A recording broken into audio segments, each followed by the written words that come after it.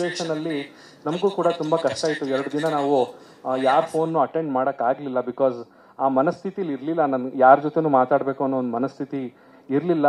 So ಇವಾಗ ಆ ಗಾಳಿ ಮಾತುಗಳೆಲ್ಲ ಸುಮ್ಮನೆ ಎಲ್ಲರ ಮನಸ್ಸಲ್ಲಿ ಹೋಗಿ ಬೇರೆ ರೀತಿಯಾದಂತಹ ಇಮೇಜ್ನ ಸೃಷ್ಟಿ ಮಾಡೋ ಮುನ್ನ ನಾವು ಸತ್ಯತೆ ಏನಿದೆ ಅದನ್ನ ಇವತ್ತು ನಿಮ್ಮ ಮುಂದೆ ಬಹಿರಂಗಪಡಿಸೋಕ್ಕೆ ಇವತ್ತು ಬಂದಿದ್ದೀವಿ. ಸೊ ಮೊದಲನೇ ಪಾಯಿಂಟು ಕ್ಲಿಯರ್ ಆಗಿದೆ, ನಾವು ಕಾನೂನಾತ್ಮಕವಾಗಿ ವಿಚ್ಛೇದನವನ್ನು ಪಡೆದಿದ್ದೀವಿ. ಸೊ ಹಾಗೆ ನೆಕ್ಸ್ಟ್ ಪಾಯಿಂಟ್ ನಾನು ಮಾತಾಡಬೇಕು ಅಂತ ಹೇಳಿದ್ರೆ ವದಂತಿಗಳ ಬಗ್ಗೆನೇ ಮೇನ್ ಆಗಿ ಮಾತಾಡಬೇಕಾಗಿದೆ. ಅದಕ್ಕಿಂತ ಮುಂಚೆ ನಿವಿ ಅವ್ರ ಆಡಾದ್ಮೇಲೆ ನಾನು ಮಿಕ್ಕಿದೊಂದಷ್ಟು ಪಾಯಿಂಟ್ಸ್ಗಳನ್ನ ಮಾತಾಡ್ತೀನಿ.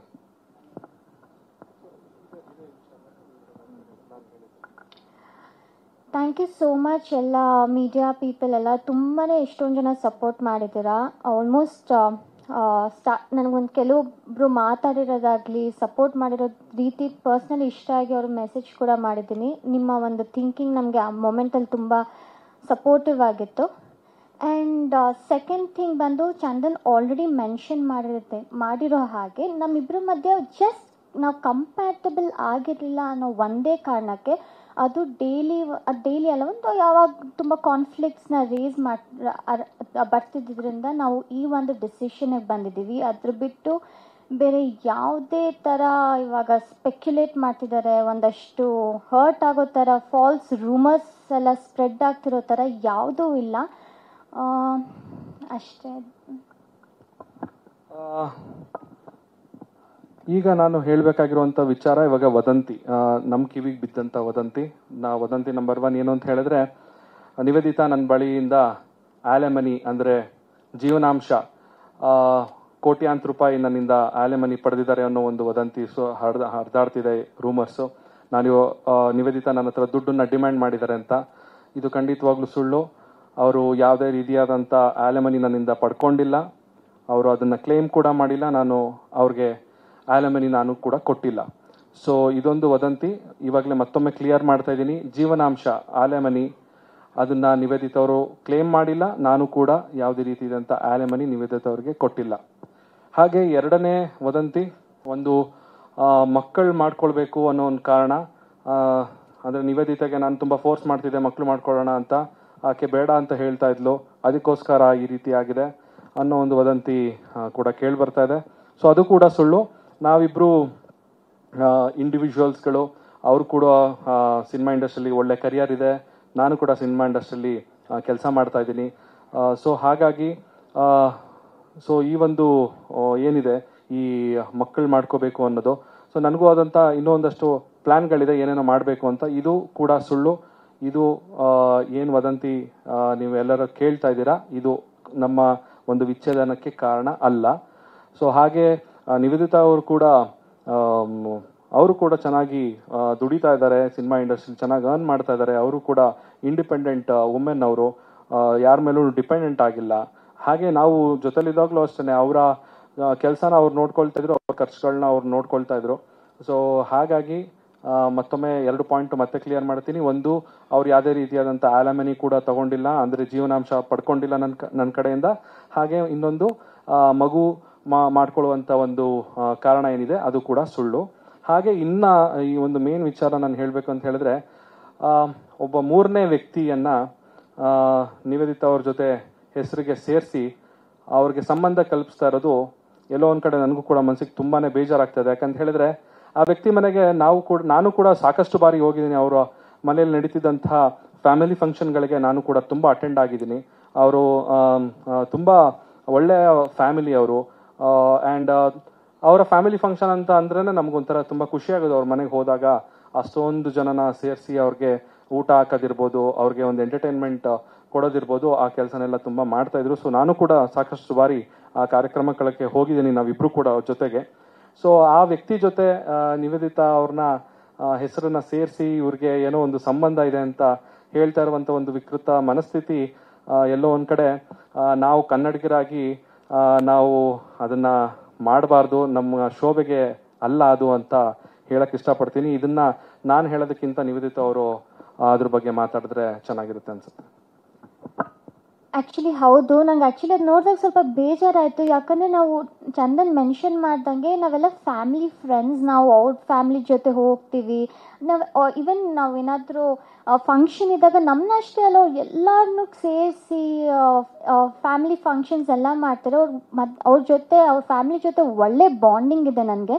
ಪ್ರತಿ ವರ್ಷವೂ ನನಗೆ ಬರ್ಡೇ ವಿಶ್ ಮಾಡ್ತಾರೆ, ನಾನು ಅವ್ರಿಗೆ ಬರ್ಡೇ ವಿಶ್ ಮಾಡ್ತೀನಿ. ಬಟ್ ಈ ವರ್ಷವೇ ಯಾಕೆ ಈ ಥರ ಆಯಿತು ಅದು ತುಂಬ ತಪ್ಪು. ಆ್ಯಕ್ಚುಲಿ ಅವ್ರಿಗೂ ಆದಂಥ ಒಂದು ಫ್ಯಾಮಿಲಿ ಇರುತ್ತೆ, ಮಕ್ಕಳಿರುತ್ತೆ. ಆ ಸೆಂಟಿಮೆಂಟ್ಸ್ ಜೊತೆ ಪ್ಲೀಸ್ ಹರ್ಟ್ ಮಾಡಬೇಡಿ. ಬಿಕಾಸ್ ಎಲ್ಲರಿಗೂ ಅದು ತುಂಬ ಮನ್ಸಿಗೆ ನೋವಾಗುತ್ತೆ. ಆ್ಯಂಡ್ ಇವಾಗ ಜಸ್ಟ್ ಒಂದು ಪೋಸ್ಟ್ ಹಾಕಿದ ತಕ್ಷಣ, ಯಾವುದೋ ಒಂದು ಟ್ರೆಂಡಿಂಗ್ ಸಾಂಗ್ ಹಾಕಿದ ತಕ್ಷಣ ಏನೋ ಲವ್ ಇದೆ ಅದಿದೆ ಅಂತ ಹೇಳೋದು ತಪ್ಪು. ಪ್ರಾಬಬ್ಲಿ ಒಂದಷ್ಟು ಜನ ಜೋಕ್ಗೋ ಅಥವಾ ಅವ್ರ ಪೋಸ್ಟ್ಸ್ಗೆ ಎಂಗೇಜ್ಮೆಂಟ್ ಸಿಗಬೇಕು ಅಂತ ಮಾಡ್ತಾರೆ. ಬಟ್ ಅದರಿಂದ ಹಿಂದೆ ಆಗುವಂಥ ನೋವಾಗಿರಲಿ, ಅದು ಈ ಸಿಚುವೇಶನ್ ಈ ಟೈಮಲ್ಲಿ ತುಂಬ ಹರ್ಟ್ ಆಗುತ್ತೆ. ಅವ್ರ ಫ್ಯಾಮ್ಲಿಗೆ ಎಷ್ಟು ನೋವಾಗಿರ್ಬೋದು ಅದೆಲ್ಲ. ನಾನು ಅವ್ರಿಗೆ ಇನ್ಫ್ಯಾಕ್ಟ್ ಕಾಲ್ ಮಾಡಿ ಕೇಳಿದೆ, ಅವ್ರ ಜೊತೆ ಆಗಿರಲಿ ಅವ್ರ ವೈಫ್ ಜೊತೆನೂ ಕಾಲ್ ಮಾಡಿ ಕೇಳಿದೆ, ಐ ಆಮ್ ಸೋ ಸಾರಿ, ಈ ಥರ ಬರ್ತಿದ್ದೆ, ಪ್ಲೀಸ್ ಬೇಜಾರು ಮಾಡ್ಕೋಬೇಡಿ, ಏನಾದರೂ ಇಶ್ಯೂ ಇದ್ದರೆ ಪ್ಲೀಸ್ ನಾನು ಕ್ಲಾರಿಫೈ ಮಾಡ್ತೀನಿ ಅಂದಾಗ ಅವರೇ ಹೇಳಿದ್ರು ತಲೆಗೆಲ್ಲ ಕೆಡಿಸ್ಕೋಬೇಡ ಅಂತ. ನಾನು ನಿಜವಾಗ್ಲೂ ಇಬ್ಬರೂ ಸೇರಿ ನನಗೆ ತುಂಬಾ ಸಪೋರ್ಟ್ ಮಾಡಿದ್ರು. ಇವಾಗ ಏನಾದರೂ ಒಂದು ಪೋಸ್ಟ್ ಹಾಕ್ತೀವಿ ಅಂತ ಅಂದ್ಕೊಳ್ಳಿ, ಸೂರ್ಯನ ಮೇಲೆ ಇವಾಗ ನಾನು ಸ್ಯಾಟಲೈಟ್ ಬಿಟ್ಟಿದ್ದೀನಿ ಅಂತ, ಹಂಗಂತ ನಂಬಲ್ಲ ಯಾರು. ಯಾಕಂದರೆ ಇಟ್ಸ್ ಮ್ಯಾಡ್ನೆಸ್ ಅನ್ನೋ ಥರ. ಆ ಥರ ಈ ಥರ ಬೇಸ್ಲೆಸ್ ಆಗಿ ಏನು ಇಲ್ಲದೆ ಇರೋದೆಲ್ಲ ಹೇಳಿದ್ರೆ ತುಂಬ ಹರ್ಟ್ ಆಗುತ್ತೆ. ಯಾ, ದಟ್ಸ್ ಆಲ್. ನಿಜವಾಗ್ಲೂ ಬೇಜಾರಾಗುತ್ತೆ. ಆ್ಯಂಡ್ ಆಲ್ಸೋ ತುಂಬ ನಮಗೆ ಸುತ್ತ ಇರೋರು ಏನಾದರೂ ಈ ಥರ ಒಂದು ಈ ಪ್ರಾಬಬ್ಲಿ ಗೊತ್ತಿಲ್ಲದೇ ಈ ಥರ ಎಲ್ಲ ಮಾತಾಡೋದು ನಿಜವಾಗ್ಲೂ ತಪ್ಪು. ಈ ಪೋಸ್ಟ್ ನೋಡ್ಕೊಂಡಾಗಿರಲಿ, ಅದನ್ನು ಮನಸ್ಸಿಗೆ ಆ್ಯಕ್ಚುಲಿ ನೋವಾಗುತ್ತೆ. ಅದಾದಮೇಲೆ ನಾನು ಇನ್ನೊಂದು ವಿಚಾರ ಹೇಳಕ್ಕೆ ಇಷ್ಟಪಡ್ತೀನಿ. ಇನ್ನೊಂದು ವ್ಯಕ್ತಿ ಕೊಟ್ಟಿರುವಂಥ ಇಂಟರ್ವ್ಯೂ ಕೂಡ ನೋಡಿದೆ. ಅವರು ನನ್ನ ಫ್ರೆಂಡ್ ಅಂತ ಕ್ಲೇಮ್ ಮಾಡ್ತಾ ಇದ್ದಾರೆ. ಅವರು ನನಗೆ ತುಂಬ ಕ್ಲೋಸ್ ಫ್ರೆಂಡ್ ಅಂತ ಹೇಳ್ತಾ ಇದ್ದಾರೆ. ಆ ರೀತಿ ಯಾವ ಥರನೂ ಇಲ್ಲ. ಅವರು ಹೇಳಿದಂಥ ಮಾತುಗಳು ನನಗೆ ಒಂದು ನಿಮಿಷ ಶಾಕ್ ಆಯಿತು. ನನಗೆ ಅನಿಸಿದ್ದು, ಯಾಕೆ ಈ ಥರ ಸುಳ್ಳು ಹೇಳ್ತಿದಾರಲ್ಲ. ಅವ್ರು ಹೇಳಿದ್ದಾರೆ, 6 ತಿಂಗಳಿಂದನೇ ನನಗೆ ಸಿಕ್ಕಿದಾಗ ನನಗೆ ಹೇಳಿದ್ರಂತೆ, ನಿವೇದಿತಾ ಅವ್ರಿಗೆ ಹೈದರಾಬಾದಲ್ಲಿ ಒಂದು ಹುಡುಗನ ಜೊತೆ ಸಂಬಂಧ ಇದೆ, ಅವನು ಹೈದರಾಬಾದಿಗೆ ಏನಕ್ಕೆ ಹೋಗ್ತಾರೆ ಅವರು ಅಂತ. ಆ ಥರ ಒಂದು ಕಾನ್ವರ್ಸೇಷನ್ ನಮ್ಮಿಬ್ಬರ ಮಧ್ಯೆ ಯಾವತ್ತೂ ನಡೆದೇ ಇಲ್ಲ. ಅವರು ಒಂದು ಸಿನಿಮಾದಲ್ಲಿ ನಾನು ಆ್ಯಕ್ಟ್ ಮಾಡಬೇಕಾದ್ರೆ ಅವರು ಆ ಸಿನಿಮಾದಲ್ಲಿ ಅವರು ಕೂಡ ಒಂದು ಪಾತ್ರ ಮಾಡ್ತಾ ಇದ್ರು. ಸೊ ಆ ಸಿನಿಮಾ ಶೂಟಿಂಗ್ ಟೈಮಲ್ಲಿ ನಾನು ಅವ್ರು ಸಿಕ್ಕಿದ್ದೆ. ಅವ್ರು ಸಿಕ್ಕಿದಾಗ ಸಿನಿಮಾ ಬಗ್ಗೆ ಮಾತಾಡಿದೀವಿ ಹೊರತು ಸೊ ಈ ರೀತಿಯಾದಂಥ ಯಾವುದೇ ವಿಚಾರ ಮಾತಾಡಿಲ್ಲ. ಮತ್ತೆ ಅವರು ಅಂದ್ರಂತೆ, ಅವರು ನಿವೇದಿತಾ ಅವ್ರು ಸರಿ ಇಲ್ಲ ಅಂತೆಲ್ಲ ನನಗೆ ಹೇಳಿದ್ರಂತೆ, ನಾನು ಅದನ್ನ ಕೇಳಿದ್ನಂತೆ. ಸೊ ಈ ಥರ ಎಲ್ಲ ಒಂದು ಸುಳ್ಳು ಹೇಳಿಕೆಗಳು ಯಾಕೆ ಕೊಟ್ಟರು ಅನ್ನೋದು ನನಗೆ ಆ್ಯಕ್ಚುಲಿ ಗೊತ್ತಾಗ್ಲಿಲ್ಲ.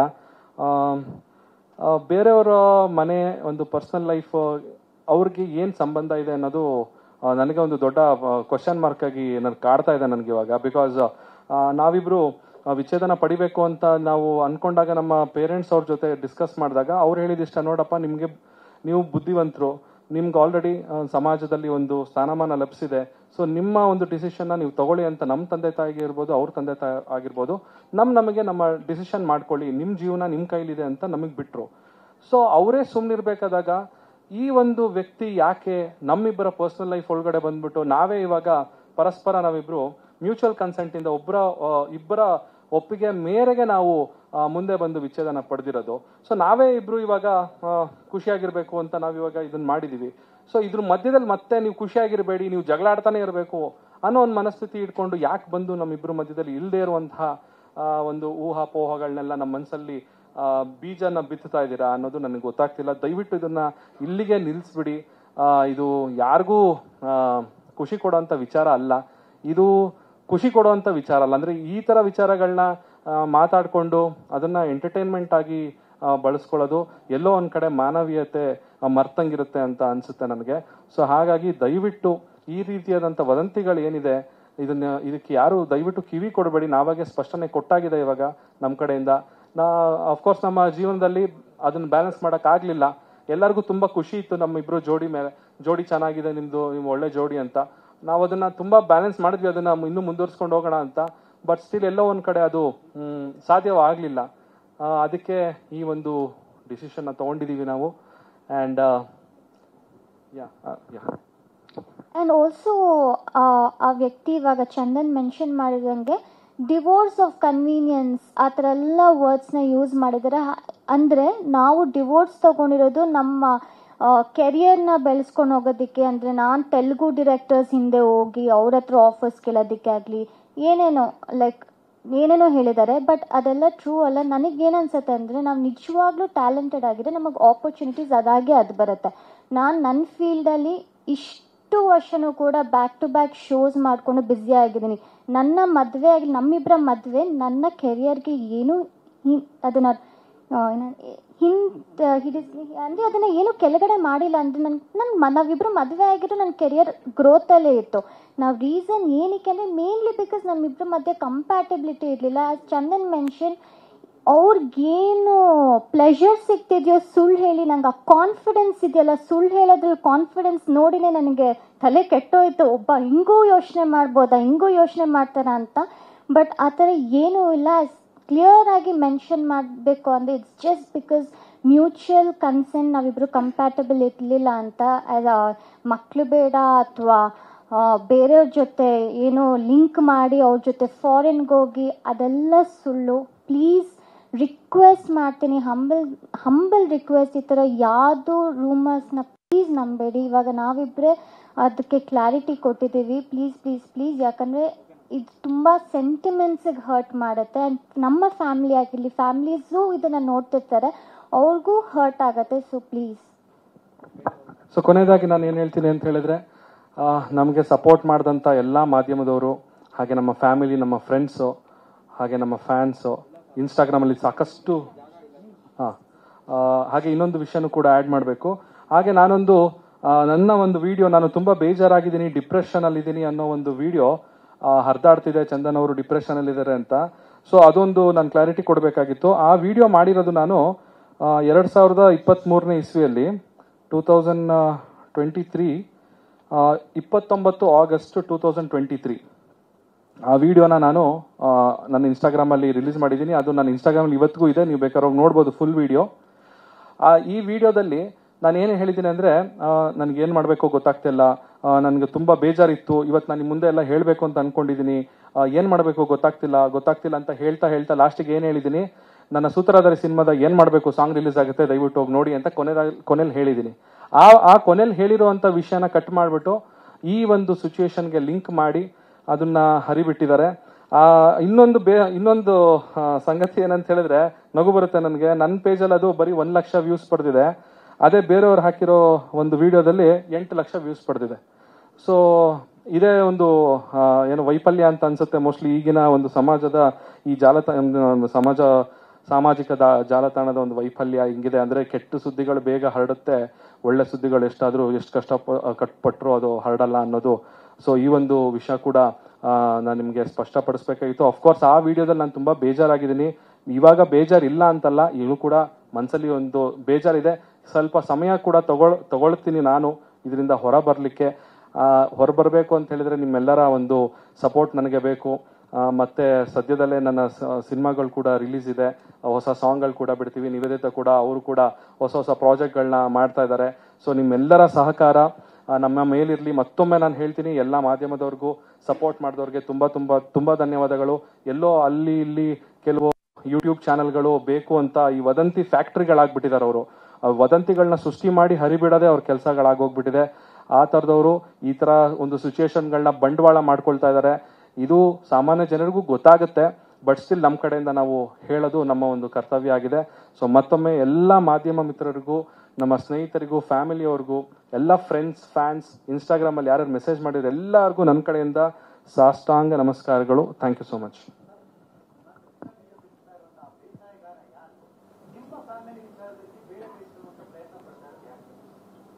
ಇದು ನಮಗೂ ಗೊತ್ತಿಲ್ಲ, ಇದು ಆ ವ್ಯಕ್ತಿ ಯಾರು ಅಂತ ಐಡಿಯಾನೂ ಇಲ್ಲ. ಯಾಕಂದ್ರೆ ನಾವಿಬ್ರು ಜೊತೆಲಿದ್ದಾಗ ಸೊ ಅವರು ಯಾವ ರೀತಿ ಇವಾಗ ಬೇರೆಯವರ ಒಂದು ಬೇರೆ ವ್ಯಕ್ತಿಯನ್ನ ಇಟ್ಕೊಂಡು ಇವ್ರ ಜೊತೆ ಒಂದು ಸಂಬಂಧನ ಕಲ್ಪಿಸ್ತಾ ಇದಾರಲ್ಲ, ಅವ್ರು ಆ ಬೇಸ್ ಯಾರು ಅಂತಾನೆ ಗೊತ್ತಿಲ್ಲ. ಫಸ್ಟ್ ಆ ಪೋಸ್ಟ್ ಯಾವ ಯೂಟ್ಯೂಬ್ ಚಾನಲ್ ಅಥವಾ ಯಾವ ಇನ್ಸ್ಟಾಗ್ರಾಮ್ ಪೇಜ್ ಅದನ್ನ ಸ್ಟಾರ್ಟ್ ಮಾಡ್ತು ಅಂತ ಗೊತ್ತಿಲ್ಲ. ಯಾರೋ ಒಬ್ಬ ವ್ಯಕ್ತಿ ಸ್ಟಾರ್ಟ್ ಮಾಡಿದ ತಕ್ಷಣ ಈ ಕಂಟೆಂಟ್ ಚೆನ್ನಾಗಿದೆಯಲ್ಲ, ನಾವು ಹಾಕೋಣ, ನಮಗೂ ಲೈಕ್ಸ್ ಬರುತ್ತೆ ಅಂತ ಅಂದ್ಬಿಟ್ಟು ಮಾಡಿದವರೇ ಜಾಸ್ತಿ ಜನ ಇದ್ದಾರೆ. ಸೊ ಇಲ್ಲಿ ನಾವಿಬ್ರು ಪರಸ್ಪರ ಮ್ಯೂಚುವಲ್ ಕನ್ಸೆಂಟ್ ಇಂದ ನಾವು ವಿಚ್ಛೇದನ ಪಡೆದಿರೋದು. ಎಲ್ಲೋ ಒಂದು ಕಡೆ ಅವ್ರಿಗೆ ಬೇಸರ ಆಗಿರ್ಬೋದೇನೋ. ಅಯ್ಯೋ ಏನೂ ಸಿಕ್ಲಿಲ್ವಲ್ಲ, ಇವರಿಂದ ನಾವು ಕಂಟೆಂಟ್ನ ತೆಗಿಯೋಕೆ ಏನೂ ಸಿಕ್ಕಿಲ್ವನೋ ಅನ್ನೋ ಒಂದು ಕೆಟ್ಟ ಮನಸ್ಥಿತಿ ಇರುವಂಥ ಕೆಲವು ಜನಗಳಿದ್ದಾರೆ. ದಯವಿಟ್ಟು ಅದನ್ನು ಮಾಡಬೇಡಿ.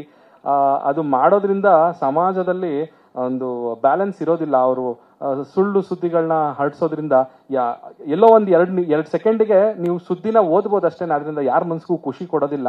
ದಯವಿಟ್ಟು ಈ ನಾನು ಅಬ್ಸರ್ವ್ ಮಾಡ್ದಂಗೆ ಈ ಥರ ಒಂದು ಪಬ್ಲಿಕ್ ಲೈಫಲ್ಲಿ ಇದ್ದಾಗ ಇದೆಲ್ಲ ಕಾಮನ್ ಆಗಿರುತ್ತೆ. ಯಾಕಂದರೆ ಪ್ರತಿ ವರ್ಷ ಅದು ಬೆಂಗಳೂರು ಫ್ಯಾಮಿಲಿ ಕೋರ್ಟಲ್ಲೇ 8,000 ಡಿವೋರ್ಸ್ ಕೇಸ್ಗಳು ಫೈಲ್ ಆಗುತ್ತಂತೆ. ಅದರಲ್ಲಿ ಈ ರೀತಿ ಪಬ್ಲಿಕ್ ಫಿಗರ್ಸ್ ಆದವ್ರದ್ದು ಮಾತ್ರ ಸುದ್ದಿಗಳು ಈ ರೀತಿ ಬರುತ್ತೆ. ಸೊ ಅದೇನು ಮಾಡೋಕ್ಕಾಗಲ್ಲ, ಅದು ನಾವು ಪಡ್ಕೊಂಡು ಬಂದಿರೋದು.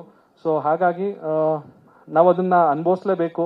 ಇವಾಗ ಈ ಮಟ್ಟಕ್ಕೆ ಇವತ್ತು ನಾನು ಸ್ಟೇಜ್ ಮೇಲೆ ಬಂದು ನಿಮ್ಮೆಲ್ಲರ ಮುಂದೆ ಬಂದಿದ್ದೀವಿ ಅಂತ ಹೇಳಿದ್ರೆ ಖಂಡಿತವಾಗ್ಲೂ ಒಬ್ಬ ಪಬ್ಲಿಕ್ ಫಿಗರ್ಸ್ಗಳಾಗಿ ಇದು ನಮ್ಮ ಜವಾಬ್ದಾರಿ ಕೂಡ ಆಗಿರುತ್ತೆ. ನಾವು ನಮ್ಮ ವೈಯಕ್ತಿಕ ಜೀವನ ಅದರಲ್ಲಿ ಆಗೋ ಹೋಗುಗಳನ್ನ ಸಂಪೂರ್ಣವಾಗಿ ನಾವು ತಿಳಿಸಕ್ಕಾಗದೇ ಇದ್ರೂ ಎಲ್ಲೋ ಒಂದ್ ಕಡೆ ಯಾಕೆ ಆಯ್ತು ಅನ್ನೋ ಒಂದು ಕ್ಲಾರಿಟಿನ ಕೊಟ್ರೆ ನಮ್ಮನ್ನ ಫಾಲೋ ಮಾಡೋರ್ಗು ಒಂದು ಮನಸ್ ಸಮಾಧಾನ ಇರುತ್ತೆ ಅನ್ನೋ ಒಂದು ಕಾರಣಕ್ಕೋಸ್ಕರ ಇವತ್ತು ಈ ಒಂದು ಪ್ರೆಸ್ ಮೀಟ್ನ ಕೂಡ ಮಾಡಿದ್ದೀವಿ.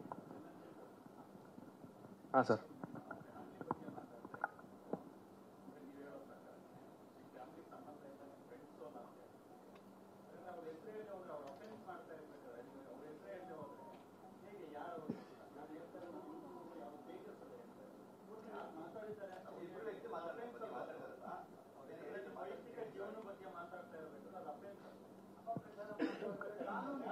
ಕಾನೂನು ಇದೆ, ಖಂಡಿತವಾಗ್ಲೂ ಇದೆ.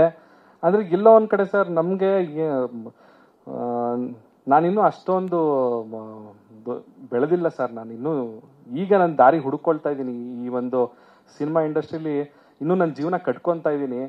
ಇಂಥ ಸಮಯದಲ್ಲಿ ನಾನು ಈ ಥರದವ್ರ ಜೊತೆ ಎಲ್ಲ ಸೇರ್ಕೊಂಡು ಗುದ್ದಾಟ ನಡೆಸೋಷ್ಟು ಟೈಮು ಇಲ್ಲ, ದುಡ್ಡು ಇಲ್ಲ ನನ್ನ ಹತ್ರ. ನನಗೆ ನನ್ನ ಜೀವನ ಕಟ್ಕೊಳ್ಳೋದ್ರಲ್ಲಿ ನಾನು ಬ್ಯುಸಿ ಇದ್ದೀನಿ. ಸೊ ಹಾಗಾಗಿ ಸತ್ಯ ಯಾವತ್ತಿದ್ರು ಒಂದಲ್ಲ ಒಂದು ದಿವಸ ಹೊರಗಡೆ ಬರಲೇಬೇಕು. ಸೊ ಹಾಗಾಗಿ ಇವ್ರ ಮೇಲೆ ಗುದ್ದಾಟದಿಂದ ನಾನು ಏನು ಪ್ರೂವ್ ಮಾಡೋಂಥದ್ದೇನಿಲ್ಲ. ನನ್ನ ಕೆಲಸ, ನಾನು ಮಾಡುವಂಥ ಕೆಲಸ, ನಾನು ನಂಬಿರುವಂಥ ಮ್ಯೂಸಿಕ್ಕು, ಅದ್ರ ಮೇಲೆ ನಾನು ಕಾನ್ಸಂಟ್ರೇಟ್ ಮಾಡ್ಕೊಂಡು ಹೋಗ್ತೀನಿ. ಅವರು ಇನ್ನೂ ತೀರಾ ಇದ್ರ ಮೇಲೂ ಅತಿರೇಕಕ್ಕೆ ಏನಾದ್ರು ತೊಗೊಂಡೋದ್ರೆ ಅವಾಗ ಖಂಡಿತವಾಗ್ಲೂ ನಾನು ಅದನ್ನ ಕಾನೂನಾತ್ಮಕವಾಗಿ ಮುಂದೆ ತಗೊಂಡು ಹೋಗ್ತೀನಿ. ಚಂದನ್ ಮೆನ್ಷನ್ ಮಾಡಿರೋ ಹಾಗೆ ಇವಾಗ ನಾವು ಕ್ಲಾರಿಟಿ ಕೊಟ್ಟಾಗಿದೆ. ಇನ್ಮೇಲೂ ಕೂಡ ಯಾರಾದರೂ ಅದೇ ಥರ ರೂಮರ್ಸ್ ಸ್ಪ್ರೆಡ್ ಮಾಡೋದಾಗಲಿ, ತಪ್ಪು ಫಾಲ್ಸ್ ಇನ್ಫಾರ್ಮೇಷನ್ ಸ್ಪ್ರೆಡ್ ಮಾಡೋದು ಆ ಥರ ಏನಾದರೂ ಮಾಡಿ ಡೆಫಿನೆಟ್ಲಿ ನಾನು ಲೀಗಲ್ ಆ್ಯಕ್ಷನ್ ತಗೊಂಡು ಡಿಫಮೇಷನ್ ಕೇಸ್ನ ಅವ್ರ ಮೇಲೆ ಹಾಕ್ತೀನಿ.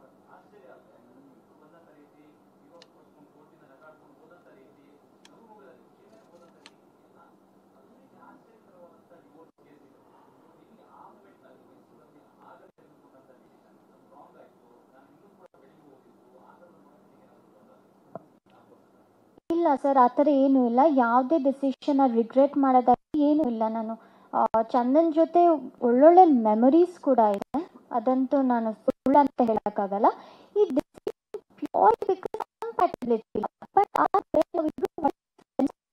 ಯಾವಾಗಲೂ ಕೂಡ ನಾನು ಚಂದನ್ನ ಬಿಟ್ಟು ಹೋಗ್ಬೇಕು ಅಂತ ಡಿಸಿಷನ್ ಮಾಡಿಲ್ಲ, ಅಂದ್ರೆ ಇನಿಷಿಯೇಟ್ ಮಾಡಿಲ್ಲ, ಅಥವಾ ಚಂದನ್ ನನ್ನ ಇನಿಷಿಯೇಟ್ ಆ ಥರ ಏನೂ ಇಲ್ಲ. ಆದ್ರೆ ಕೂತ್ಕೊಂಡು ಇವಾಗ ನಾವೇನಾದ್ರು ಕಾನ್ಫ್ಲಿಕ್ಟ್ಸ್ ಮಾಡ್ತು ಅಂದ್ರೆ ಒಬ್ರ ಮೇಲೆ ಒಬ್ರು ಹೋಗ್ತಾ ಎನಿಮಿಟಿ ಬಿಲ್ಡ್ ಆಗತ್ತೆ. ಬಟ್ ಇವಾಗ ನಾವು ಒಳ್ಳೆ ರೀತಿಲಿ ಒಬ್ರನ್ನೊಬ್ರನ್ನ ಕೆರಿಯರ್ಸ್ನ ಸಪೋರ್ಟ್ ಮಾಡ್ಕೊಂಡು ಗ್ರೋತ್ ಮಾಡ್ಕೊಂಡು ಹಾಗೆ ಇರ್ತೀವಿ. ಚಂದನ್ ನಾನು ಸಪೋರ್ಟ್ ಮಾಡ್ತೀನಿ, ಅವ್ರು ನನಗೆ ಸಪೋರ್ಟ್ ಮಾಡ್ತಾರೆ. ಯಾವುದೇ ಥರ ಅವಾಗ ಅದೊಂದು ರಿಗ್ರೆಟ್ ಮಾಡಿಕೊಂಡು ಅಯ್ಯೋ ಇನ್ನೂ ಬೆಳಿಬೋದಿತ್ತು ಆ ಥರ ಏನೂ ಇಲ್ಲ. ನಾನು ಆವಾಗಲೇ ಹೇಳ್ದಂಗೆ ನಿಮ್ಗೆ ಏನಾದ್ರು ಟ್ಯಾಲೆಂಟ್ ಇದ್ದರೆ ನಿಮ್ಗೆ ಆಪರ್ಚುನಿಟೀಸ್ ಅದೇ ಉಟ್ಕೊಂಡು ಬರುತ್ತೆ. ಎಷ್ಟೊಂದು ಜನ ಇಂಡಸ್ಟ್ರಿಲಿ ಮದುವೆ ಆಗಿರೋರು ಇದ್ದಾರೆ, ಅವರೆಲ್ಲ ಅವ್ರ ಕೆರಿಯರಲ್ಲಿ ಎಷ್ಟೊಂದು ಜನ ಗ್ರೋತ್ ನೋಡಿದ್ದಾರೆ, ನೋಡ್ತಾ ಇದ್ದಾರೆ. ಮದುವೆ ಆಗಿದ್ದು ಬಿಡೋದು ಬಿಟ್ಟರೆ ಸಿಂಗಲ್ ಆಗಿದ್ರೇ ಕೆರಿಯರ್ ಗ್ರೋತ್, ಅದೆಲ್ಲ ನಾನು ಅದನ್ನು ನಂಬಲ್ಲ. ಸೊ ನಾವಿಬ್ರು ಏನು ಡಿಸಿಷನ್ ತಗೊಂಡಿದ್ದೀವಿ ಅದ್ಮೇಲೆ ಯಾವುದು ಆ ಡಿಸಿಷನ್ ಅವತ್ತಾಗಿದ್ದು ಏನು ರಿಗ್ರೆಟ್ ಇಲ್ಲ, ಇದು ಕೂಡ ಏನು ರಿಗ್ರೆಟ್ ಮಾಡ್ತಿಲ್ಲ. ಏನೋ ಪ್ರಾಬಬ್ಲಿ ಏನೋ ಒಬ್ರಿಗೊಬ್ರು ಜಗಳ ಮಾಡ್ಕೊಂಡು ಹೋಗಿದ್ದಿದ್ದು ಇದ್ರೆ ಆ ಥರ ಏನೂ ಆಗಿಲ್ಲ. ಅದಕ್ಕೆ ನೀವು ಅಂತಿದ್ದೀರ ನನಗೆ ಹೆಂಗೆ ನೀವು ಖುಷಿಯಾಗಿ ಹೋದ್ರಿ ಅಂದರೆ, ಯಾಕಂದ್ರೆ ನಾವು ಅಷ್ಟು ಅಂಡರ್ಸ್ಟ್ಯಾಂಡಿಂಗ್ ಬಂದಿದೆ, ನಾವು ಅಷ್ಟು ಮೆಚ್ಯೂರ್ ಆಗಿ ಡಿಸಿಷನ್ ತೊಗೊಂಡಿದ್ದೀವಿ. ಪ್ರಾಬಬ್ಲಿ ಅದಕ್ಕೇ ನಾವು ಹಾಗೆ ಹೋಗಿರ್ಬೋದು. ಹ್ಞೂ ಹ್ಞೂ ಹ್ಞೂ ಹ್ಞೂ ಹ್ಞೂ ಹ್ಞೂ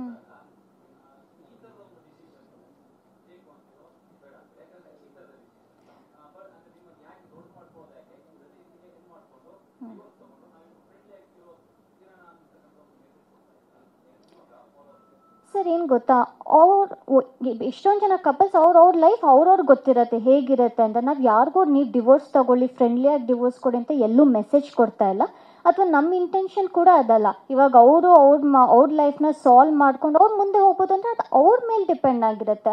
ಅವ್ರ ಲೈಫ್ನ ಹೇಗೆ ತೊಗೊಂಡು ಹೋಗ್ತಾರೆ ಅದು ಅವ್ರ ಇಂಡಿವಿಜುವಲ್ ಥಿಂಕಿಂಗ್. Just compatibility. ಇವಾಗ ನೀನು ಚಂದನ್ ಕಾಫಿ ಇಷ್ಟ, ನನಗೆ ಟೀ ಇಷ್ಟ, ನಾವಿಬ್ರು ಕಾಫಿನೇ ಕುಡಿ ಅಂತ ಅವ್ರು ನನಗೆ ಫೋರ್ಸ್ ಮಾಡೋಕ್ಕಾಗಲ್ಲ, ಅಥವಾ ಅವ್ರು ನೀನು ಟೀನೇ ಕುಡಿ ಅಂತ ನಾನು ಅವ್ರಿಗೆ ಫೋರ್ಸ್ ಮಾಡೋಕ್ಕಾಗಲ್ಲ. ಆ ಥರ ಫೋರ್ಸ್ ಮಾಡಿ ಏನಾದ್ರು ಮಾಡಿದ್ರೆ ಮನಸ್ಸಿಗೆ ಬೇಜಾರಾಗಿರುತ್ತೆ, ಮೆಂಟಲ್ ಹೆಲ್ತ್ ಬೇಜಾರಾಗುತ್ತೆ. ಬಟ್ ಅದೇ ನಾವು ಇಂಡಿವಿಜುವಲ್ ಆಗಿ ನಮ್ಮ ಥಿಂಕಿಂಗಾಗಲಿ ಯೋಚನೆ ಮಾಡೋಕ್ಕೆ ಬಿಟ್ಟರೆ ನಮಗೂ ಮನಸ್ಸಿಗೆ ಖುಷಿ ಅನ್ನೋದೊಂದಿರುತ್ತೆ. ನಾನು ಏನಕ್ಕೆ ಕಾಫಿ ಟೀ ಎಕ್ಸಾಂಪಲ್ ಅಂದರೆ ಸುಮ್ಮನೆ ಎಕ್ಸಾಂಪಲ್ ಕೊಡ್ತಿರೋದು ನಮ್ಮ ಲೈಫಲ್ಲಿ. ಅದೇ ಕಾಫಿ ಟೀ ಅವರು ಹೇಳಿದ್ರು. ಇನ್ನೊಂದು ಹೇಳ್ತೀನಿ ಅಂದರೆ ಇನ್ಕಂಪ್ಯಾಟಬಿಲಿಟಿ ಅಂದರೆ ಹೊಂದಾಣಿಕೆ ಆಗದೆ ಇರೋದು ಅಂತ ಹೇಳಿದ್ರೆ, ಇವಾಗ ನನಗೆ ಬೆಳಗ್ಗೆ ನಾನು ಬೇಗ ಎಚ್ಚರ ಆಗೋದು ನನ್ನ ಒಂದು ಜೀವನ ಶೈಲಿ. ನಾನು ಬೆಳಗ್ಗೆ ಬೇಗ ಎದ್ದೇಳ್ತೀನಿ, ಅರ್ಲಿ ಮಲ್ಕೊಳ್ತೀನಿ. ಸೊ ಇವರು ಲೇಟಾಗಿ ಮಲ್ಕೊಳ್ತಾರೆ ಮತ್ತೆ ಲೇಟಾಗಿ ಹೇಳ್ತಾರೆ. ಸೊ ಈ ರೀತಿಯಾದಂಥ ಫಸ್ಟ್ ಇಲ್ಲಿಂದನೇ ಶುರುವಾಯಿತು. ಸೊ ಇವಾಗ ಈ ಥರ ಏನಾದಾಗ ನಮ್ಮಿಬ್ಬರಿಗೆ ಒಬ್ರಿಗೊಬ್ರು ಟೈಮೇ ಕೊಡೋಕೆ ಆಗ್ತಾ ಇರಲಿಲ್ಲ. She is a night person, ನಾನು ಮಾರ್ನಿಂಗ್ ಪರ್ಸನ್. ಸೊ ಇಲ್ಲಿಂದ ಸ್ಟಾರ್ಟ್ ಆಗಿ ಹಲವಾರು ವಿಚಾರಕ್ಕೆ ನಾನು ಅವಾಗಲೇ ಫಸ್ಟಿಗೆ ನಾನು ಮೊದಲಿಗೆ ಹೇಳ್ದಂಗೆ ಇಬ್ಬರ ಒಂದು ಜೀವನ ಮತ್ತು ಜೀವನ ಶೈಲಿ, ನಾವು ಜೀವನನ ಅರ್ಥ ಮಾಡ್ಕೊಂಡಿರುವಂತಹ ವ್ಯಾಖ್ಯಾನ ಬೇರೆ ಬೇರೆ ಇತ್ತು. ಸೊ ಹಾಗಾಗಿ ಅದಕ್ಕೆ ರೆಸ್ಪೆಕ್ಟ್ ಮಾಡಿ ಇವತ್ತು ಈ ಒಂದು ಡಿಸಿಷನ್ಗೆ ಬಂದಿರೋದು. ಮತ್ತೆ ಅದನ್ನೇ ಮತ್ತೆ ಇನ್ನೊಂದ್ಸಲ ಮತ್ತೆ ರಿಪೀಟ್ ಮಾಡಬೇಕಾಗತ್ತೆ ಇನ್ನೇನೇ ಕ್ವಶನ್ಸ್ ಬಂದ್ರು. ಸೊ ದಯವಿಟ್ಟು ಇವಾಗ ನಾವು ಆಲ್ರೆಡಿ ಅದು ಮುಗಿದು ಹೋಗಿದೆ. ಇವಾಗ ಡಿವೋರ್ಸ್ ಆಲ್ರೆಡಿ ಸಿಕ್ಕಿದೆ. ನಿಮ್ಮ ಮುಂದೆ ನಾವು ಕ್ಲಾರಿಟಿ ಕೊಡಬೇಕಾಗಿತ್ತು. ಇದನ್ನ ನಾವು ನಮ್ಮ ನಮ್ಮ ಒಂದು ಈ ಪ್ರೆಸ್ ಮೀಟ್ ಮುಖಾಂತರನೇ ತಿಳಿಸ್ಬೇಕಾಗಿತ್ತು. ಅದಕ್ಕೋಸ್ಕರ ಇವತ್ತು ಈ ಪ್ರೆಸ್ ಮೀಟಿಗೆ ಬಂದಿದ್ದೀವಿ. ಇನ್ನಷ್ಟು ಹೇಳ್ಕೊಳ್ಬಾರ್ದೇ ಇರುವಂಥ ಅಂಥ ವಿಚಾರ ಏನಿಲ್ಲ, ಅಂಥ ಕೆಟ್ಟ ವಿಚಾರಗಳು ಆ ಥರದ್ದು ಅಂಥದ್ದೇನೂ ಇಲ್ಲ. ಸೊ ಹಾಗೆ ಖಾಸಗಿ ವಿಚಾರಗಳನ್ನ ನಾನು ಎಲ್ಲರ ಮುಂದೆ ಬಹಿರಂಗವಾಗಿ ನಾನು ತಿಳಿಸೋಕ್ಕೂ ನನಗೆ ಮನಸ್ಸಿಲ್ಲ. ಸೊ ಹಾಗಾಗಿ ದಯವಿಟ್ಟು ಎಲ್ಲರಿಗೂ ನಾನು ರಿಕ್ವೆಸ್ಟ್ ಮಾಡಿ ಕೇಳ್ಕೊಳ್ಳೋದು, ನಮ್ಮ ಒಂದು ಖಾಸಗಿ ವಿಚಾರನ ನಮ್ಮಲ್ಲಿಯೇ ಅದು ಇರಲಿಕ್ಕೆ ಬಿಡಿ ಅಂತ ಕೇಳ್ಕೊಳ್ತೀನಿ. ಎಲ್ಲರ ಹತ್ರ ಮಾತಾಡಾಗಿತ್ತು. ಎಲ್ಲ ಅವ್ರ ಫ್ಯಾಮಿಲಿ, ಅವ್ರ ಪೇರೆಂಟ್ಸು, ನಮ್ಮ ಫ್ಯಾಮಿಲಿ, ನಮ್ಮ ಪೇರೆಂಟ್ಸು ಎಲ್ಲರೂ ಸುಮಾರು 1 ವರ್ಷಕ್ಕೂ ಹೆಚ್ಚು ಹಿಂದೆಯಿಂದನೇ ನಾವು ಈ ಮಾತುಗಳನ್ನ ಆಡಿ ಕೊನೆಯದಾಗಿ ಯಾವುದೇ ರೀತಿಯ ಕಾನ್ಫ್ಲಿಕ್ಟ್ ಇಲ್ದಲೆ ಪರಸ್ಪರ ಜಗಳ ಆಡಿಕೊಂಡು ಸಾಕಷ್ಟು ನೋಡ್ತೀವಿ. ಸಾಕಷ್ಟು ಕೇಸ್ಗಳಲ್ಲಿ ಅವ್ರ ಮೇಲೆ ಇವ್ರು ಅಲಿಗೇಷನ್ ಮಾಡಿ, ಇವ್ರ ಮೇಲೆ ಅವ್ರು ಅಲಿಗೇಷನ್ ಮಾಡಿ, ಬೀದಿ ರಂಪಾಟ ಮಾಡಿ ಅದಕ್ಕೊಂದು ಲಾಸ್ಟಿಗೆ ಫೈನಲ್ ಆಗಿ ಡಿವೋರ್ಸ್ ತಗೊಳ್ತಾರೆ. ಸೊ ಅದು ಯಾವ ರೀತಿ ಆಗೋದು ಬೇಡ. ನಾವು ಯಾವ ರೀತಿ ಮದುವೆ ಆಗಬೇಕಾದ್ರೆ ಒಂದು ಖುಷಿಯಾಗಿ ಮದುವೆ ಆದ್ವಿ, ಸೊ ಬಿಟ್ಟೋಗ್ಬೇಕಾದ್ರೂ ಆ ಒಂದು ಮನಸ್ಥಿತಿಯಲ್ಲೇ ನಾವು ಎಂಡ್ ಮಾಡೋಣ ಅಂತ ಅಂದ್ಕೊಂಡು ಈ ಥರ ಮಾಡಿರೋದು.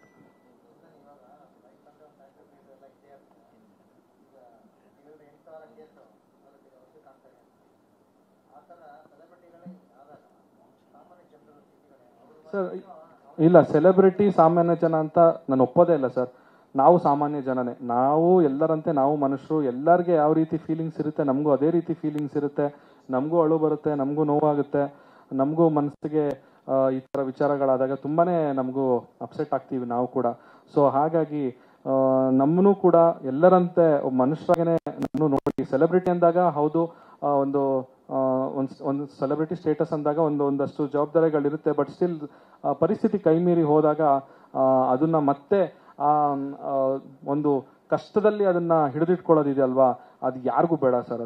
ಅದಕ್ಕೋಸ್ಕರ ನ್ಯಾಯಾಲಯ ನಮಗೆ ಕಾನೂನುಬದ್ಧವಾಗಿ ಏನು ಪ್ರೊಸೀಜರ್ನ ಫಾಲೋ ಮಾಡಕ್ಕೆ ಹೇಳ್ತು ಆ ಪ್ರೊಸೀಜರ್ನೆಲ್ಲ ಫಾಲೋ ಮಾಡಿದ್ವಿ. ಆ ಪ್ರೊಸೀಜರ್ ಫಾಲೋ ಮಾಡಾದ್ಮೇಲೆ ನಮಗೆ ಫೈನಲ್ ಆಗಿ ಡಿವೋರ್ಸ್ ಸಿಕ್ಕಿದೆ. ಫಸ್ಟ್ ಅದನ್ನು ಹೇಳ್ಬಿಡ್ತೀನಿ, ಅದು ಯಾವತ್ತು ಶೂಟಿಂಗ್ ಆಗಿ ಅವಾಗ ಇದು ವಿದ್ಯಾರ್ಥಿನೇ ಪ್ರೆಸ್ ಮೀಟ್ ಇನ್ನೇನು 15ನೇ ತಾರೀಕು ನಡೆಯುತ್ತೆ. ಅವತ್ತು ಡೈರೆಕ್ಟರ್ ಕೂಡ ಸ್ಟೇಜ್ ಮೇಲೆ ಇರ್ತಾರೆ, ಆ ಸಿನಿಮಾ ಇಡೀ ತಂಡ ಇರುತ್ತೆ. ನಾನು ಒಂದು ದಿವಸನಾದ್ರೂ ಶೂಟಿಂಗ್ ಸೆಟ್ಟಿಗೆ ಲೇಟಾಗಿ ಹೋಗಿದ್ದೀನಿ ಅಂತ ಅವ್ರು ಹೇಳ್ಬಿಡ್ಲಿ ನೋಡೋಣ.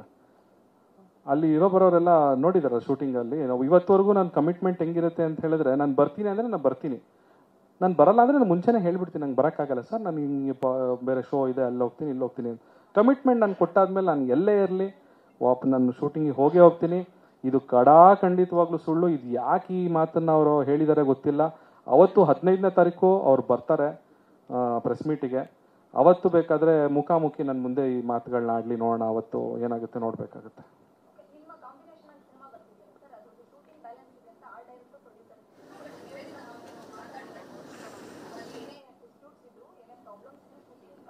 ಮಾಡ್ಕೊಡ್ತೀವಿ ಖಂಡಿತವಾಗ್ಲೂ. ಇನ್ನೊಂದು ನಂದು 1.5 ಡೇ ಮಾತ್ರ ಬ್ಯಾಲೆನ್ಸ್ ಇದೆ. ಇವ್ರದ್ದು ರೆಗ್ಯುಲರ್ ಅವ್ರದ್ದು ಶೂಟಿಂಗ್ ಶೆಡ್ಯೂಲ್ ಇದೆ. ಅದೇನು 1.5 ಡೇ ನಂದು ಶೂಟಿಂಗ್ ಇದೆ, ನಂದು ಮತ್ತೆ ನಿವೇದಿತ ಅವ್ರ ಕಾಂಬಿನೇಷನ್. ನಾನು ಹೋಗಿ ಖಂಡಿತವಾಗ್ಲೂ ಶೂಟಿಂಗ್ನ ಕಂಪ್ಲೀಟ್ ಮಾಡ್ಕೊಡ್ತೀನಿ. ಬರೀ ಶೂಟಿಂಗ್ ಕಂಪ್ಲೀಟ್ ಮಾಡ್ಕೊಡೋದಷ್ಟೇ ಅಲ್ಲ, ಆ ಸಿನಿಮಾ ಪ್ರಮೋಷನ್ ಆಕ್ಟಿವಿಟೀಸ್ ಅಲ್ಲಿ ಕೂಡ ನಾವು ಭಾಗಿಯಾಗಿರ್ತೀನಿ. ಹೌದು, ಬಿಕಾಸ್ ನಾವು ಕಮಿಟ್ಮೆಂಟ್ ಕೊಟ್ಟಿದ್ದೀವಿ. ವರ್ಕ್ ಕಮಿಟ್ಮೆಂಟ್ಸ್ ಅಂತ ಬಂದಾಗ ನಾವು ಹೇಳ್ದಂಗೆ ನಮ್ಮಿಬ್ಬರ ಮಧ್ಯೆ ಡಿಸ್ಪ್ಯೂಟ್ಸೇ ಇಲ್ಲ. ಆ ಥರ ವರ್ಕ್ ಮಾಡಿ ನಿನ್ನ ಕೆಲ್ಸಕ್ಕೆ ನಾನು ಬರಲ್ಲ, ನನ್ನ ಕೆಲ್ಸಕ್ಕೆ ನೀನು ಬರಬೇಡ ಅಂತೆಲ್ಲ ಆ ಥರ ಎಲ್ಲ ಇಲ್ಲ. ಚಂದನ್ ಏನೇ ಇದ್ರೂ ಕೂಡ ನಾನು ಸಪೋರ್ಟ್ ಮಾಡ್ತೀನಿ, ಹಾಗೆ ಅವರು ಕೂಡ ನನಗೆ ಸಪೋರ್ಟ್ ಮಾಡ್ತಾರೆ. ನಮ್ಮಿಬ್ಬರು ಮೂವಿನ ನಾವು ಹೇಗೆ ಕಮಿಟ್ಮೆಂಟ್ ಕೊಟ್ಟಿದ್ದೀವಿ ಅದನ್ನು ಕಂಪ್ಲೀಟ್ ಮಾಡಿ ಅದ್ರ ಪ್ರಮೋಷನ್ ಆಕ್ಟಿವಿಟೀಸಲ್ಲೂ ಕೂಡ ಇನ್ವಾಲ್ವ್ ಆಗ್ತೀವಿ. ಇನ್ನೊಂದು ಕೇಳಿದ್ರಿ ನೀವು ಅಮೆರಿಕಾಗೆ ಏನಕ್ಕೆ ಕರ್ಕೊಂಡೋಗಿಲ್ಲ ಅಂತ. ಅವಾಗ ಶೂಟಿಂಗ್ ಅಂದರೆ ಅವ್ರು ಹೇಳಿರೋದು ಅಮೆರಿಕಾಗೆ ಅವ್ರು ಮೋಸ್ಟ್ಲಿ ಕೇಳಿದ್ರು ಅನ್ಸುತ್ತೆ ನನಗೆ, ನೀವು ಎಲ್ಲೋ ರೀಸೆಂಟಾಗಿ ಎಲ್ಲೋ ಹೋಗಿ ಬಂದ್ರಲ್ಲ USA ಅಂತ ಕೇಳಿದ್ರು. ಅವಾಗ ನಾನು ಹೇಳಿದೆ ಹೌದು, ನಾನು USA ಟೂರ್ ಮಾಡ್ಕೊಂಡು ಬಂದೆ, ನಂಗೆ ಶೋಗಳಿತ್ತು, 8 ಶೋಗಳಿತ್ತು, ನಾನು ಮುಗಿಸ್ಕೊಂಡು ಬಂದೆ ಅಂತ ಹೇಳಿದೆ. ನಿವೇದಿತ ಅವರು ಅಂತ ಕೇಳಿದ್ರು. ಇಲ್ಲ ಸರ್, ಅವ್ರದ್ದು US ವೀಸಾ ಇರಲಿಲ್ಲ, US ಹೋಗೋಕ್ಕೆ ಸಪ್ರೇಟ್ ವೀಸಾ ಬರುತ್ತೆ, ಅದು ಅವ್ರಿಗೆ ಗೊತ್ತಿರ್ಬೋದು. ಅದೇ ಅಂದ್ರೆ ಪಾಪ ಅವ್ರಿಗೆ ಟ್ರಾವೆಲಿಂಗ್ ಮಾಡಿ ಅಭ್ಯಾಸ ಇರಲ್ಲ, ಅವ್ರಿಗೆ ಅದ್ರ ಬಗ್ಗೆ ಏನಂತ ಗೊತ್ತಿರಲ್ಲ. US ವೀಸಾ ಸಿಗಬೇಕು ಅಂದ್ರೆ ಆಕ್ಚುಲಿ ನಿಜವಾಗ್ಲೂ ಕಷ್ಟ ಇದೆ. ಇವಾಗ ನನ್ನ ಹತ್ರ ಇದೆ. ಹಾಗೆ US ವೀಸಾ ಸಿಕ್ಕಾದ್ಮೇಲೆ ನಾನು ಚಂದನ್ ಕೂಡ US ಹೋಗಿ ಬಂದಿದ್ದೀವಿ. ಸೊ ಆ ಟೈಮಲ್ಲಿ ವೀಸಾ ಇರ್ಲಿಲ್ಲ ಕಾರಣ ಸೊ ಇವ್ರನ್ನ ಕರ್ಕೊಂಡು ಹೋಗಕ್ ಆಗಿರ್ಲಿಲ್ಲ. ಆಮೇಲೆ ಸೋಲೋ ಟ್ರಿಪ್ ಅಂತ ಬಂದ್ರೆ ಏನಕ್ಕೆ ಸೋಲೋ ಟ್ರಿಪ್ ಹೋಗ್ತಾರೆ ಅಂದ್ರೆ ಅದನ್ನ ಎಕ್ಸ್ಪ್ಲೋರ್ ಮಾಡೋದಕ್ಕೆ. ಅದು ಎಷ್ಟೊಂದು ಜನ ಹೋಗ್ತಾರೆ ಟ್ರಿಪ್ ಹೋಗಿದ ತಕ್ಷಣ ಅಂತ ಯಾರ ಜೊತೆನೂ ಹೋಗಿದ್ದೀನಿ ಅದೆಲ್ಲ ಸುಳ್ಳು. ಯಾಕಂದ್ರೆ ನಮ್ಮ ಕನ್ನಡಿಗರು ಇಲ್ಲಷ್ಟೇ ಅಲ್ಲ, ಪ್ರತಿ ವರ್ಲ್ಡ್ ಅಲ್ಲೂ ಇದ್ದಾರೆ, ಪ್ರತಿ ಕಡೆನೂ ಅಲ್ಲಿ ಹೋದಾಗ್ಲೂ ಕೂಡ ಸಿಗ್ತಾರೆ, ಫೋಟೋಸ್ ತಗೊಳ್ತಾರೆ.